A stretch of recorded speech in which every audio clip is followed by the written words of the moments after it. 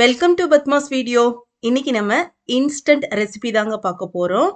உளுந்து ஊற வைக்க வேண்டாம், அரைக்க வேண்டாம். இட்லி மாவு இருந்தா போதும். உடனே நம்ம வடை செஞ்சிடலாம்.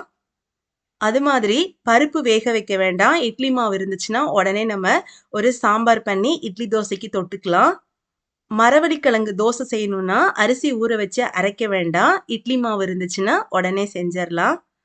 வாங்க இதெல்லாம் எப்படி செய்யலான்னு பார்க்கலாம். புதுசா பார்க்குறவங்க ப்ளீஸ் சப்ஸ்கிரைப் பண்ணி என்னோட சேனலை சப்போர்ட் பண்ணுங்க.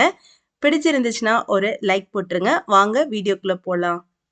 இப்போ நம்ம இட்லி மாவு ரொம்ப புளிச்சிருக்க கூடாது. அரைச்சு 2 நாள் ஆயிருக்கலாம். ரொம்ப புளிப்பான மாவு யூஸ் பண்ணா அவ்வளோ டேஸ்டா இருக்காது. கொஞ்சம் புளிக்காத மாவு எடுத்துக்கோங்க. இப்போ நம்ம ஃபர்ஸ்ட் வடை பார்க்கலாம். அதுக்கு இட்லி மாவு 1 கப் எடுத்துக்கணும். அதுக்கப்புறம் இஞ்சியை துருவி 1 டீஸ்பூன் எடுத்துக்கணும். பச்சை மிளகா காரத்துக்கு ஏற்ற மாதிரி பொடியா அரிஞ்சு எடுத்துக்கணும். கருவேப்பிலை பொடியா அரிஞ்சு போட்டுக்கணும். மல்லித்தலை பொடியா அரிஞ்சு போட்டுக்கலாம். அப்புறம் ஒரு பெரிய வெங்காயத்தை பொடியா அரிஞ்சு அதையும் சேர்த்துக்கணும். அடுத்து உப்பு சேர்த்துக்கலாம். உப்பு பார்த்தீங்கன்னா இட்லி மாவுலேயே உப்பு இருக்கும். அதனால பார்த்து கொஞ்சமா சேர்த்துக்கோங்க. இப்போ நம்ம இந்த இட்லி மாவை கொஞ்சம் கெட்டிப்படுத்துறதுக்கு கோதுமை மாவு போட்டுக்கலாம். நான் 2 ஸ்பூன் போட்டுக்கிறேன். இப்போ இது எல்லாத்தையும் சேர்த்து நல்லா மிக்ஸ் பண்ணிக்கணும். இதுல குக்கிங் சோடா, சமையல் சோடான்னு சொல்லுவோம்ல, ஆப்ப சோடா, அது 1 பிஞ்ச் போட்டுக்கலாம். இப்போ இது எல்லாத்தையும் சேர்த்து மிக்ஸ் பண்ணிட்டு ஒரு வடை மாவு கன்சிஸ்டன்சிக்கு இதை மாத்திக்கணும். தண்ணி ஊற்றக்கூடாது. தண்ணி கொஞ்சமா தெளிச்சுக்கோங்க. இப்போ இது கெட்டியா இருக்கு. அதனால கொஞ்சமா தண்ணி தெளிச்சு அதை கொஞ்சம் மாவை ஒரு தளன்னு மாத்திக்கணும். இப்போ கை வச்சு பிசைஞ்சிருங்க. கை வச்சு பிசைஞ்சாதான் கொஞ்சம் நல்லா மிக்ஸ் பண்ண முடியும். அந்த கன்சிஸ்டன்சியும் நமக்கு தெரியும்.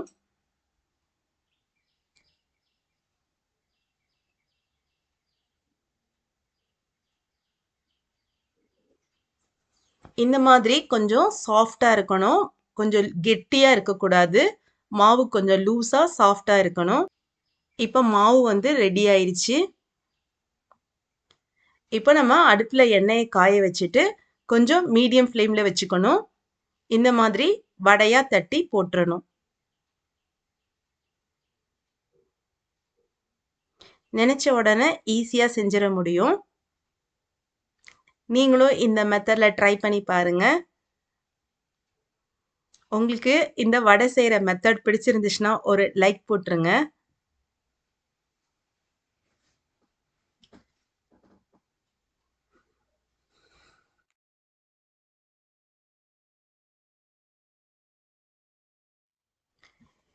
உள்ள நல்லா சாஃப்டா இருக்கு பாருங்க. வெளியில நல்லா கிறிஸ்பாவும் இருக்கும். நீங்களும் ட்ரை பண்ணி பாருங்க. பிடிச்சிருந்தா ஒரு லைக் போட்டுருங்க. அடுத்து நம்ம இட்லி தோசைக்கு சாம்பார் எப்படி செய்யலான்னு பார்க்கலாம். பருப்பெல்லாம் எதுவும் வேக வைக்க வேண்டாம். இட்லி மாவு இருந்தா போதும். அதே மாதிரி புளிச்ச மாவா இருக்கக்கூடாது. அது மட்டும் பார்த்துக்கோங்க. இப்போ ஒரு கடாய் வச்சுட்டு அதுல கொஞ்சம் எண்ணெய் ஊத்திக்கணும். கடுகு, சீரகம், பெருங்காயத்தூள் போட்டு தாளிச்சுக்கணும். அடுத்து நம்ம பெரிய வெங்காயம் எடுத்துக்கணும். நான் மீடியம் சைஸ்ல 3 வெங்காயம் எடுத்திருக்கேன். ஒரு பச்சை மிளகா கீரி போட்டுக்கணும். இப்போ இது நல்லா கொஞ்சம் வதங்கினதுக்கு அப்புறமா மஞ்சத்தூள், காரத்துக்கு ஏற்ற மாதிரி சாம்பார் தூள் போட்டுக்கணும். நான் 1 ஸ்பூன் போட்டுக்கிறேன். உங்ககிட்ட சப்போஸ் சாம்பார் பொடி இல்லைன்னா நீங்க காரத்துக்கு ஏற்ற மாதிரி மிளகாத்தூளும் 1 ஸ்பூன் மல்லித்தூள் போட்டுக்கலாம். இப்போ அடுத்து தக்காளி சேர்த்துக்கணும். 3 பெரிய வெங்காயம் மீடியம் சைஸ்ல நான் எடுத்திருக்கேன். அதே மாதிரி 3 மீடியம் சைஸ்ல தக்காளி எடுத்துக்கணும். 3 வெங்காயம் 3 தக்காளி போட்டாதான் குழம்பு கிடைக்கும். இப்போ உப்பு போட்டுக்கணும். உப்பு பார்த்தீங்கன்னா இட்லி மாவுலையும் உப்பு இருக்கு. அதனால கொஞ்சமா போட்டுக்கோங்க. தேவைப்பட்டா அப்புறம் போட்டுக்கலாம்.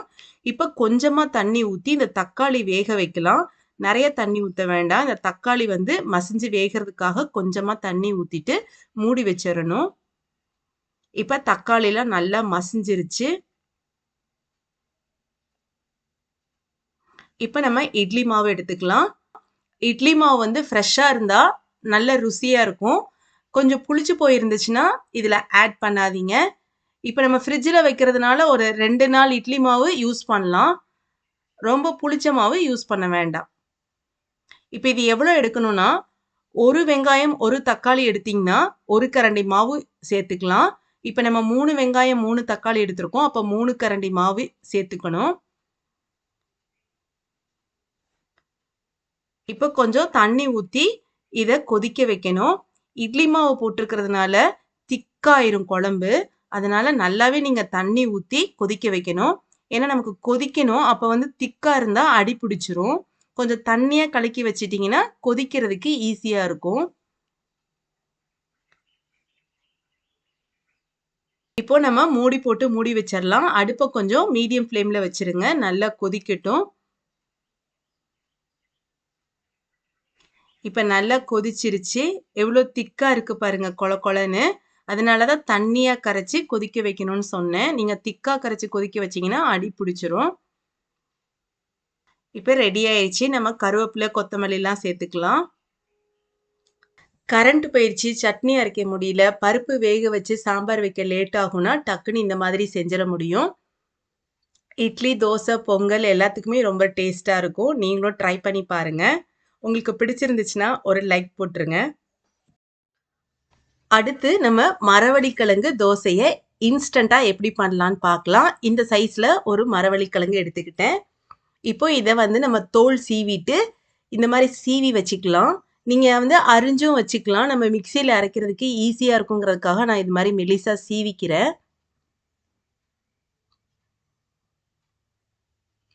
இப்போ இதோட நம்ம காரத்துக்கு ஏற்ற மாதிரி மிளகாய் எடுத்துக்கணும், காஞ்ச மிளகாய். அப்புறம் 1 ஸ்பூன் வந்து சீரகம் எடுத்துக்கணும். 1 ஸ்பூன் மிளகு எடுத்துக்கிறேன். மிளகு வந்து நீங்கள் கூட குறைச்சல் போட்டுக்கலாம். இப்போ இது எல்லாத்தையும் சேர்த்து அரைச்சிட்டு வந்துடணும். இப்போ நம்ம அரைச்சாச்சு. இதில் உப்பு போட்டு இப்போ அரைக்கக்கூடாது. ஏன்னா நம்ம இட்லி மாவு சேர்க்கும் போது அதுலேயும் உப்பு இருக்கும். பார்த்துட்டு பின்னாடி போட்டுக்கலாம். அடுத்து இதில் இட்லி மாவு சேர்க்கணும். இட்லி மாவு, தோசை மாவு எது வேணாலும் சேர்த்துக்கலாம் நம்ம. கொஞ்சம் புளிக்காமல் இருக்கிற மாதிரி பார்த்துக்கணும். ரொம்ப புளிச்சிருந்தா நல்லா இருக்காது. நான் வந்து ஒரு 6 கரண்டி மாவு சேர்த்துருக்கேன். இப்போ நம்ம மாவை வந்து அதிகமாக சேர்த்துட்டோம்னா மரவள்ளிக்கிழங்கோட ஃப்ளேவர் வந்து இருக்காது. அதனால நம்ம தேவைக்கு ஏற்ற மாதிரி சேர்த்துக்கணும். மாவு கன்சிஸ்டன்சி வர வரைக்கும் சேர்த்துக்கலாம். இதில் மிக்ஸி ஜார் கழுவி அந்த தண்ணியும் ஊற்றிக்கிறேன். அடுத்து பொடியாக அரிஞ்ச வெங்காயம், அப்புறம் கருவேப்பிலை சேர்த்துக்கலாம். இப்போ கொஞ்சமாக உப்பு சேர்த்துக்கலாம். இட்லி மாவுலேயும் உப்பு இருக்குது. நம்ம இந்த மரவள்ளிக்கிழங்கு அரைச்சோம்ல, அதுக்கு கொஞ்சமாக உப்பு சேர்த்துக்கலாம். டேஸ்ட்டு பண்ணிவிட்டு கூட நீங்கள் சேர்த்துக்கோங்க. இப்போ இதை எல்லாத்தையும் சேர்த்து நல்லா மிக்ஸ் பண்ணி விட்டுறணும். இப்போ நமக்கு மாவு ரெடி ஆயிடுச்சு. நம்ம வந்து அரிசி ஊற வச்சுலாம் அரைக்காமல் இட்லி மாவு மிக்ஸ் பண்ணி ஈஸியாக செய்ய முடியும். இப்போ கல் காஞ்ச உடனே கொஞ்சம் திக்காக ஊற்றிக்கோங்க.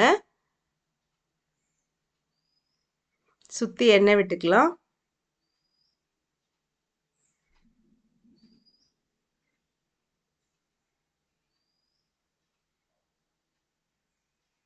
அடுப்பை மீடியம் ஃப்ளேமில் வச்சு நம்ம சுட்டு எடுக்கணும். மரவள்ளிக்கிழங்கு தோசையை நம்ம நினச்ச உடனே செஞ்சிடலாம். இட்லி மாவு இருந்தால் போதும். நல்லா ரெடி ஆயிடுச்சு நம்மளுடைய இன்ஸ்டன்ட் மரவள்ளிக்கிழங்கு தோசை. உங்களுக்கு இந்த வீடியோ பிடிச்சிருந்துச்சுன்னா ஒரு லைக் போட்டுருங்க.